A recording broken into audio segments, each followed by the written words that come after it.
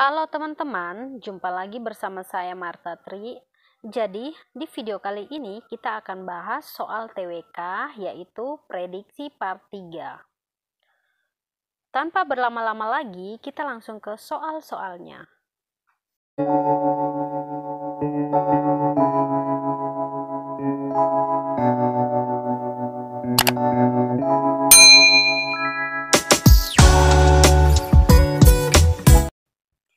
Soal pertama, perhatikan pernyataan-pernyataan berikut.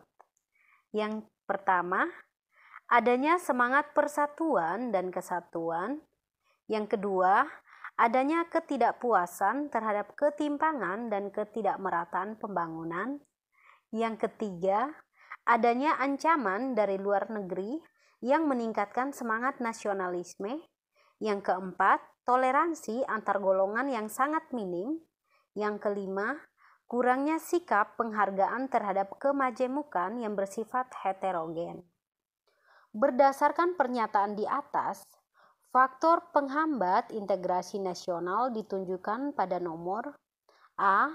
1, 2, 3, B. 2, 3, 4, C. 3, 4, 5, D. 4, 5, 1, E. 2, 4, 5.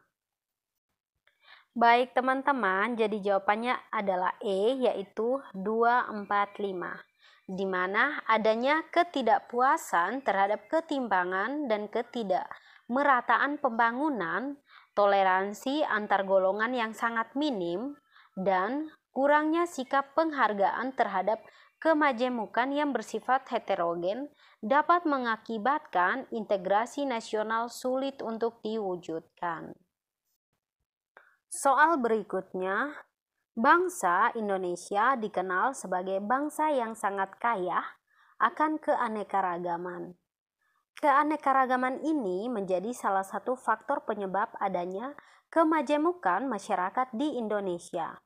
Perbedaan warga masyarakat tidak saja bersifat vertikal. Kemajemukan masyarakat Indonesia juga terbagi ke dalam kelompok-kelompok secara horizontal. Sikap yang dapat menjaga keutuhan suatu bangsa sebagai bangsa yang majemuk adalah A. Aparat pemerintah bersikap adil dalam melaksanakan tugasnya. B. Berjiwa sosial demi kelangsungan hidup kelompoknya atau partainya.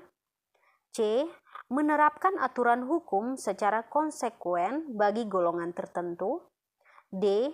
Menyelesaikan masalah yang ditugaskan hanya kepada aparat tertentu. E. Meningkatkan sikap primordial bagi setiap suku bangsa yang ada di Indonesia. Baik teman-teman, jadi jawabannya di sini adalah A, yaitu aparat pemerintah bersikap adil dalam melaksanakan tugasnya. Jadi, pada bangsa yang majemuk, sikap adil dan bijak dari aparat pemerintah diperlukan dalam menjaga keutuhan bangsanya. Soal 3, Supomo merupakan seorang pahlawan nasional Indonesia yang lahir pada tanggal 22 Januari 1903 di Sukoharjo, Jawa Tengah. Pria yang berasal dari aristokrat Jawa ini merupakan ahli hukum generasi pertama yang ada di Indonesia. Supomo dikenal pula sebagai arsitek Undang-Undang Dasar 1945. Berikut ini yang merupakan alasan Supomo dikenal sebagai arsitek Undang-Undang Dasar 1945 adalah A. Menjadi ketua panitia kecil perancang Undang-Undang Dasar yang bertugas merancang dan menyempurnakan naskah Undang-Undang Dasar. B. Ikut serta dalam mengusulkan dasar negara yang berbunyi persatuan, kekeluargaan, keseimbangan lahir dan batin, musyawarah dan keadilan rakyat. C. Menjadi anggota yang aktif dalam organisasi BPUPKI dan PPKI dan berperan dalam pembentukan sistem hukum nasional hingga akhir hayatnya. D. Menjabat sebagai ketua dalam panitia hukum dasar dan ikut serta ambil bagian menjadi anggota panitia penghalus bahasa guna mempersiapkan Undang-Undang Dasar. E. Memberikan sumbangsi berupa pemikiran tentang negara integralistik bagi negara Indonesia merdeka pada sidang BPUPKI tanggal 31 Mei 1945. Baik teman-teman, jadi jawabannya di sini adalah A, yaitu menjadi ketua panitia kecil perancang Undang-Undang Dasar yang bertugas merancang dan menyempurnakan naskah Undang-Undang Dasar. Alasan Supomo dikenal sebagai arsitek Undang-Undang Dasar 1945 yaitu yang pertama, menjabat sebagai ketua panitia kecil perancang Undang-Undang Dasar. Yang kedua, ikut serta ambil bagian menjadi anggota panitia penghalus bahasa guna mempersiapkan Undang-Undang Dasar. Jadi alternatif jawaban D salah karena yang menjabat sebagai ketua dalam panitia hukum dasar adalah Insinyur Soekarno, sedangkan jawaban lainnya merupakan peran Supomo dalam mempersiapkan kemerdekaan Indonesia. Soal 4. Integrasi nasional sangat penting bagi bangsa yang majemuk. Agar integrasi nasional dapat terwujud, integrasi nasional perlu didukung oleh beberapa faktor. Di bawah ini yang termasuk faktor pendorong integrasi nasional adalah A. Wilayah Indonesia yang luas terdiri atas pulau-pulau dan dikelilingi lautan luas. B. Adanya paham etnosentrisme di antara beberapa suku bangsa yang menganggap rendah budaya suku bangsa lain. C. Adanya ancaman, tantangan, hambatan, dan gangguan yang merongrong keutuhan, kesatuan, dan persatuan bangsa, baik yang berasal dari dalam maupun luar negeri. D. Kurangnya kesadaran dari masyarakat Indonesia terhadap ancaman dan gangguan dari luar. E. Adanya ancaman, hambatan, dan gangguan yang menyebabkan munculnya semangat nasionalisme di kalangan bangsa Indonesia. Oke teman-teman, jadi jawabannya di sini adalah E, yaitu adanya ancaman, hambatan, dan gangguan yang menyebabkan munculnya semangat nasionalisme di kalangan bangsa Indonesia. Jadi, adanya ancaman, hambatan, dan gangguan yang menyebabkan munculnya semangat nasionalisme di kalangan bangsa Indonesia dapat mendorong terwujudnya integrasi nasional.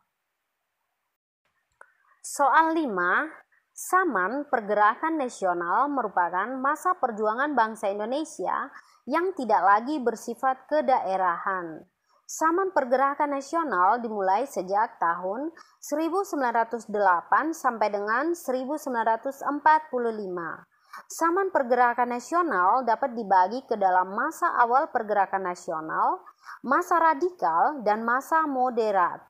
Manakah organisasi yang bukan pada masa awal pergerakan nasional? A. Perhimpunan Indonesia atau PI. B. Serikat Dagang Islam. C. Indicias Party. D. Muhammadiyah. E. Budi Utomo. Baik teman-teman, jadi jawabannya di sini adalah A, yaitu Perhimpunan Indonesia atau PI. Masa awal pergerakan berada pada rentan waktu antara tahun 1908 sampai dengan 1920. Organisasi Perhimpunan Indonesia didirikan pada tahun 1925. Soal 6. Fenomena sejarah terhadap perumusan sila-sila Pancasila dalam Piagam Jakarta memberikan pelajaran berarti bagi warga negara Indonesia. Fenomena tersebut mengajarkan sikap saling menghargai dan sesuai dengan sila. A. Ketuhanan yang Maha Esa. B. Kemanusiaan yang adil dan beradab. C. Persatuan Indonesia. D. Kerakyatan yang dipimpin oleh hikmat kebijaksanaan dalam permusyawaratan perwakilan. E. Keadilan sosial bagi seluruh rakyat Indonesia. Baik teman-teman, jadi jawabannya di sini adalah C, yaitu Persatuan Indonesia. Pada saat fenomena itu terjadi, para pendiri negara lebih mendahulukan kepentingan nasional daripada kepentingan golongan, sehingga lebih dekat dengan pengamalan sila Persatuan Indonesia yaitu sila ketiga. Oke teman-teman, sekian video dari saya. Semoga video ini bermanfaat untuk teman-teman. Jangan lupa like, subscribe, dan juga share ke semua sosial media teman-teman. Terima kasih sudah menonton. Sampai jumpa di video saya selanjutnya. Bye-bye.